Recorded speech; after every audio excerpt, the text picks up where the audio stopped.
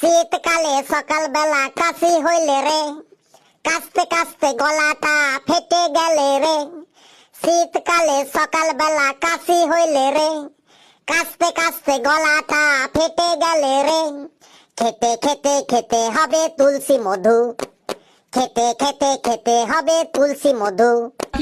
কারো পেটে গেদে গেদে চর্বি হইলে রে, কারো পেটে গেদে গেদে চর্বি হইলে রে।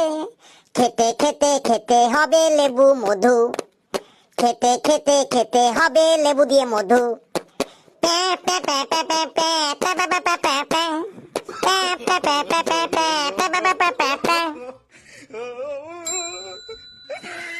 আবারও সেই গান।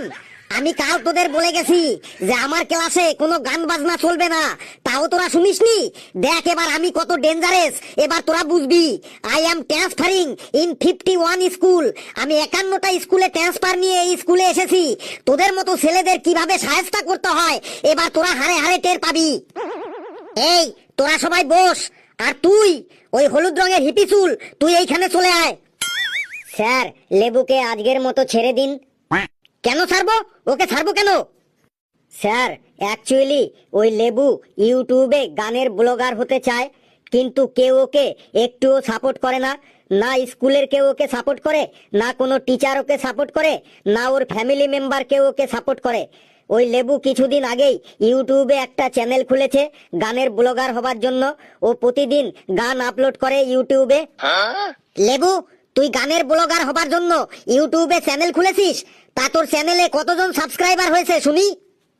স্যার, 3 মাস হয়ে গেল চ্যানেলটা খুলেছি, আর সাবস্ক্রাইবারের পাশে বড় হাতের ও লেখা আছে ও। আরে সাবস্ক্রাইবারের পাশে ওটা বড় হাতের ও লেখা নয়, ওটা 0 তোর 0 সাবস্ক্রাইবার। তোরা পড়াশোনা বাদ দিয়ে ওই সব নিয়েই পড়ে আছিস। নে তোদের আজ ইংরেজিতে কিছু কোশ্চেন ধরি, দেখি তোরা ইংরেজিতে কেমন ট্যালেন্টেড। সবার প্রথমে ওই ছাত্রীটিকে কোশ্চেন করি। চলো বেটা, তুমি দাঁড়াও। স্যার, ওর নাম পেচ্চিবতী, আদর করে আপনি ওকে পেচ্চি বলেই ডাকতে পারেন। পেচ্চি। তুই মাঝখানে কথা বলছিস কেন রে? তুই চুপচাপ বস, তুই মিডিলে কোনো ডিস্টারবেন্স করবি না বলে দিলাম। স্যার, আমি দাঁড়িয়েছি। বেশ বেটা, তুমি ইংলিশে একটা রচনা শোনাও তো। কিসের রচনা স্যার? আমার প্রিয় বান্ধবী, মানে মাই বেস্ট গার্লফ্রেন্ড। স্যার, আপনারও গার্লফ্রেন্ড আছে? স্যার, আপনার গার্লফ্রেন্ডের সম্পর্কে পেচ্চি কি জানবে? আবারও তোরা মিডিলে টকিং করছিস। তোদের আমি লাস্ট ওয়ার্নিং দিলাম, এবার যদি তোরা ডিস্টার্ব করিস তাহলে তোদের আমি বরফ দিয়ে স্নান করিয়ে ছাড়বো। বেটি, তুমি বলো মাই বেস্ট গার্লফ্রেন্ড রচনা। স্যার, ইংলিশে পারবো না স্যার, আমি বাংলাতেই বলি। বেশ বেটি, তুমি বাংলাতেই বলো আমার প্রিয় বান্ধবী রচনা। স্যার, আমার অনেক বান্ধবী আছে।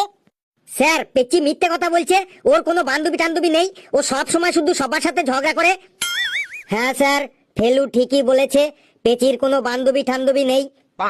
এই তোরা দুজন ক্লাসের বাইরে যা তো, যা ক্লাস থেকে বের হ, আউট আউট।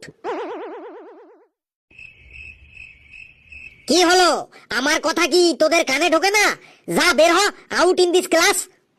সরি স্যার, আর মিডিলে কোনো টকিং করবো না। সরি স্যার, আর কথা বলবো না।